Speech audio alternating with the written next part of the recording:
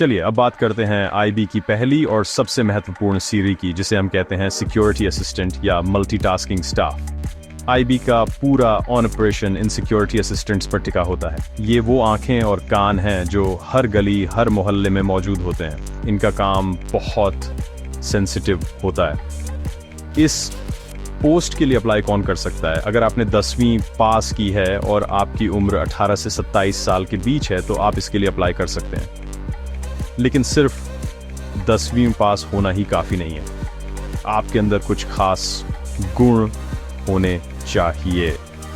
सबसे ज़रूरी है आपकी ऑब्जर्वेशन स्किल।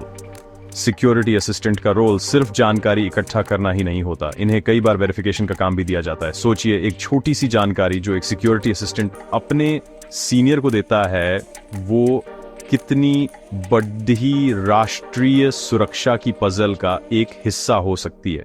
तो अगर आप युवा हैं, आपने 10वीं पास कर ली है और आपके अंदर एक जासूस वाला दिमाग है, तो ये आपके लिए एक बेहतरीन शुरुआत हो सकती है। ये आपको इंटेलिजेंस की दुनिया का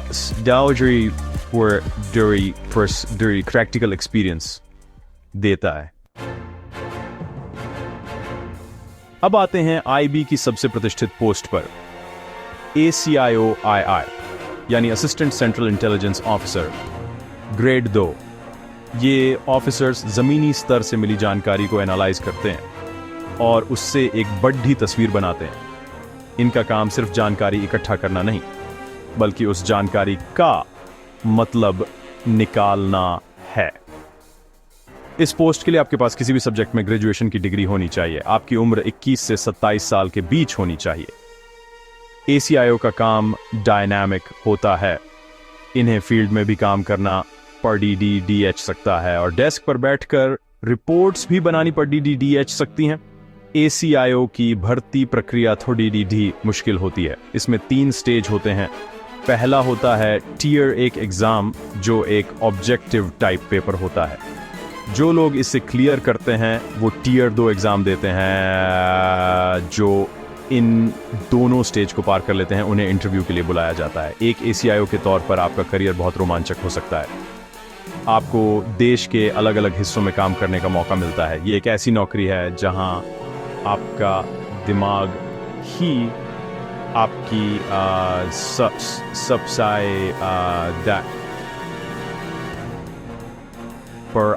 the debater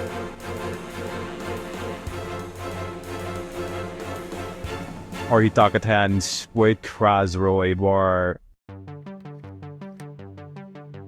आए।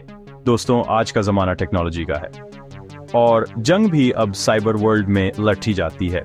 ऐसे में हमारा इंटेलिजेंस ब्यूरो टेक्नोलॉजी में पीछे कैसे रह सकता है?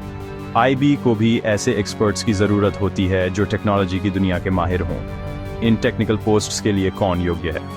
यहाँ पर आपकी एजुकेशन क्वालिफिकेशन बहुत स्पेसिफिक होती है।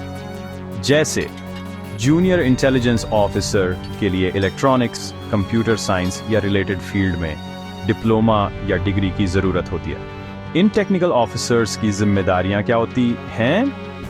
ये लोग कम्युनिकेशन नेटवर्क्स की मॉनिटरिंग करते हैं, डेटा एन्क्रिप्शन और डिक्रिप्शन पर काम करते हैं। जब कोई आतंकी हमला होता है तो ये टेक्निकल एक्सपर्ट्स ही होते हैं जो आतंकियों के गैजेट्स से सबूत निकालते हैं।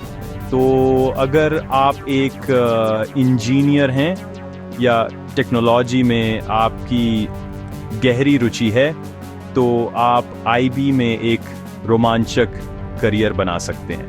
ये आपको मौका देता है कि आप अपनी स्किल्स का इस्तेमाल देश की सुरक्षा के लिए करें।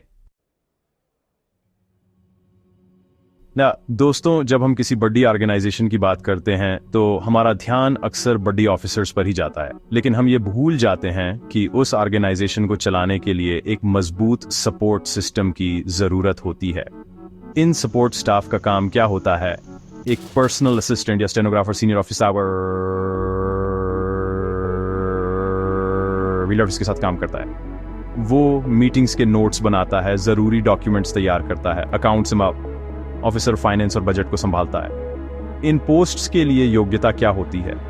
यह पोस्ट के हिसाब से अलग अलग होती है। जैसे स्टेनोग्राफर के लिए 12वीं पास होने के साथ साथ शॉर्ट हैंड और टाइपिंग की अच्छी स्पीड चाहिए होती है। अक्सर लोग इन सपोर्टिंग रोल्स को छोटा समझते हैं, लेकिन ऐसा सोचना गलत है।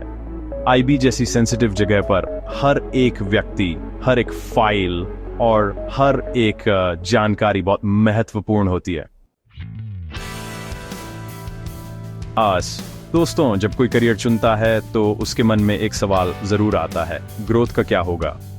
आईबी में आगे बढ़ने के 2 मुख्य रास्ते हैं। पहला है इंटरनल प्रमोशन और दूसरा है डेपुटेशन। सबसे पहले बात करते हैं इंटरनल प्रमोशन की। मान लीजिए आपने एक सिक्योरिटी असिस्टेंट के तौर पर ज्वाइन किया। अगर आप अच्छा काम करते हैं तो कुछ सालों की सर्विस और डिपार्टमेंटल एग्जाम पास करने के बाद आप जूनियर इंटेलिजेंस ऑफिसर बन सकते हैं। अब बात करते हैं दूसरे रास्ते की, जो है डेपुटेशन। डेपुटेशन का मतलब होता है कि आप पहले से ही किसी दूसरी सरकारी नौकरी में हैं और वहां से कुछ समय के लिए आईबी में काम करने आते हैं। डेपुटेशन पर आने का एक और फायदा यह है कि इससे आपको एक नया एक्सपोजर मिलता है। कई बार अगर आपका काम बहुत अच्छा होता है तो आईबी आपको स्थायी रूप से अपने यहाँ एब्जॉर्ब भी कर लेती है। अब आपके मन में यह सवाल आ रहा होगा कि आईबी में अप्लाई कहां और कैसे करना है। आईबी की भर्ती प्रक्रिया पारदर्शी और सीधी होती है। आपको गृह मंत्रालय की ऑफिशियल वेबसाइट पर जानकारी मिलती है।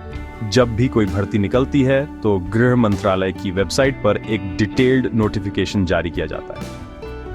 इस नोटिफिकेशन में पोस्ट का नाम, कुल कितनी वैकेंसी हैं, योग्यता क्या चाहिए, उम्र सीमा क्या है और अप्लाई करने की आखिरी तारीख क्या है, और ये सारी जानकारी दी होती है। एप्लीकेशन फॉर्म भरते समय कुछ बातों का खास ध्यान रखें।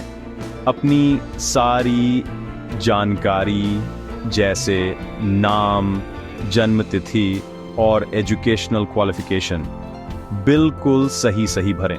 यह जानना भी जरूरी है कि आईबी की भर्ती हर साल एक फिक्स्ड कैलेंडर के हिसाब से नहीं होती, यह जरूरत के हिसाब से होती है।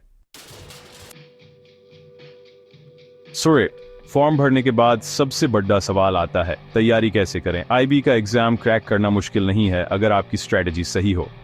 आपको स्मार्ट वर्क करना है। सबसे पहली और सबसे जरूरी चीज है जनरल नॉलेज और करंट अफेयर्स।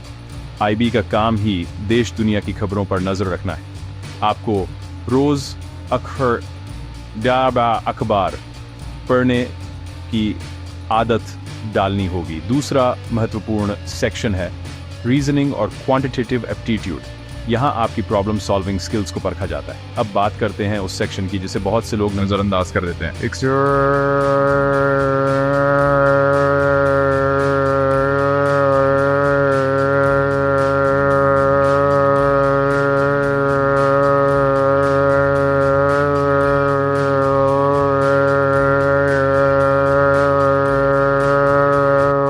असिस्टेंट सेक्रेटरी सब सेक्रेटरी एग्जाम में आपको नंबर देखना होता है।